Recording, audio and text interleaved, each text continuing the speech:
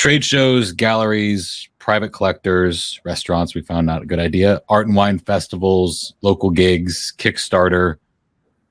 How do you know where to sell when you're in the process of selling? Okay, I'm ready. I got this one.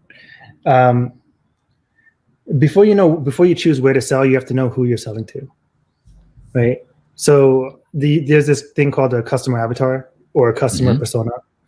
And actually, speak of the devil, this is one of the things I'm giving away, is my customer avatar worksheet. And the point of that is not only to figure out who your target market is, but also how they think so that you know how to speak to them, right? But before you decide to go do an art fair, you have to make sure that the demographic that's going to show up to your art fair is the demographic that can afford your work, right? So I can't do 95% of the art fairs that happen around here. Like there's art fair, like Northwest Art Fair or whatever. Most of the people that go there, they're in the 50,000 a year to maybe 120,000 a year demographic in income. And people can generally spend, if they're buying one artwork a year, 5% of their total earnings. So if they make $100,000 a year, then at most they could spend is $5,000 on a piece of art once a year. Wow. And my average sale is $7,000. So I can't go to that show and be successful. So when I'm looking up art shows, I'll say, like, let's say Redmond Art Fair is the one I do here every year. And it's not running this year because of COVID. But when I looked that one up, I said, okay, this is where it's happening. I looked at their marketing and the other booths that were there to see what kind of art was there. And then I went to demographics.com or whatever it is and looked up the average income of the people in that area. Okay. And that's it. Right. So that's the place I can go. I can go to Bellevue Art Fair. Right. I can't go to Seattle because in general, the income's not there. And you also have to compare income to cost of living in the area. But that's just some things to think about in terms of that. But that applies to everything.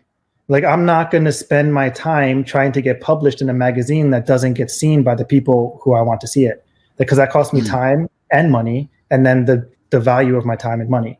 So I'm not going to do that, right? And I'm not going to spend my time trying to get published in Photo Plus or Outdoor Photographer magazine, because only photographers look at it. So I'm not going to spend my time trying to get onto any of this stuff anymore, because it's not going to help me sell art. Wow. We brought up Kickstarter earlier, and here's the thing about any type of crowdfunding. You bring the crowd to your funding event. So if you don't have the crowd, or you don't have the marketing to get your own crowd, the crowdfunding is not going to be successful. Right? So you mentioned someone who's trying to do a book. I'm actually doing a book for Basel this year, but it's not going to be like a 300 copy book. It's going to be a tome that's that thick and like this big. Right? It's going to be like a 50-pound book that I want to sell for like $3,000, and I'm only going to do like an edition of 10. But if I was going to do a Kickstarter for that, I don't have tens of thousands of followers to promote that to. So I would need a badass video. I would need a marketing team, and I would have to, push it out to my audience, so my demographic. So you have to know who your potential client is or customer. And if you don't know, because this is the other question, it's like, oh, well, Jason, I've never sold anything. Blake, I've never sold anyone. So how do I know who my client is? It starts with speculation. So when you go through my avatar worksheet and it asks, like, you can figure out the demographic of who you want to sell to, right? Like with that 5% rule. But when it comes to like, where do they shop, or how do they act, or how do they think about certain things, you're going to have to speculate that first and then go out and see if it works. And then as you get those people, start filling in with the facts you learn about your customers. But until you know your avatar, you can't advertise on Facebook. You can't advertise on Instagram. It's the same thing. But so social media, you can't advertise on Google, because you don't know the demographic you're reaching. You're just going to shotgun everywhere and hope someone catches it, but that it doesn't work. Like if I did a show of hands for everyone who was here, who put up a buy now or ad on Facebook, like, here's my stuff, I'm having a sale, buy now, and how successful was it? 99% of you are going to say it's not very successful, right? It's because you're just shotgunning to to this crowd that maybe likes your work, but they're not the buyers. So you have to figure out who that is. And while we're on this, you don't have to sell to the people I sell to.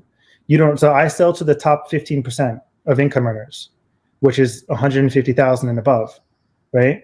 But that doesn't have to be your market. You can sell 10,000 posters in a year, every year, to a certain demographic, as long as you're marketing to that demographic, something that they see and appreciate. I can't market a poster to my high income earners because they won't even notice it. Right. Because price is marketing, right?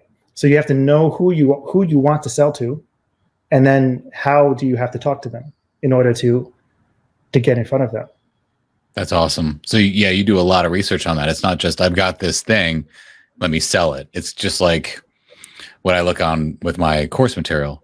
Just because I build something doesn't mean people are going to buy it. Just because it's there, it doesn't mean it's going to get bought. I have to know who I'm making it for and who I'm selling it to in order to make sure that that product that I'm creating is marketable. And it's this almost the same concept. It is but exactly the same. Yeah, that's well, because I've been through a lot of the marketing stuff that you've probably been through with like Russell Brunson and Jeff Walker and a lot of these big name marketing people who talk about the customer avatar and really outlining who that person is and who those people are, because you might have 2 or 3 of them. So what you just watched was a snippet from an interview that I did with Jason Matias. If you're interested in seeing more from this interview, go ahead and click this playlist right here. If you're interested in the art of selling art, Jason's flagship education for teaching artists how to sell their work, go ahead and click here. And I would also encourage you to consider subscribing to myself and Jason Matias. Thanks for taking the time to watch this. I hope you enjoyed it as much as I did.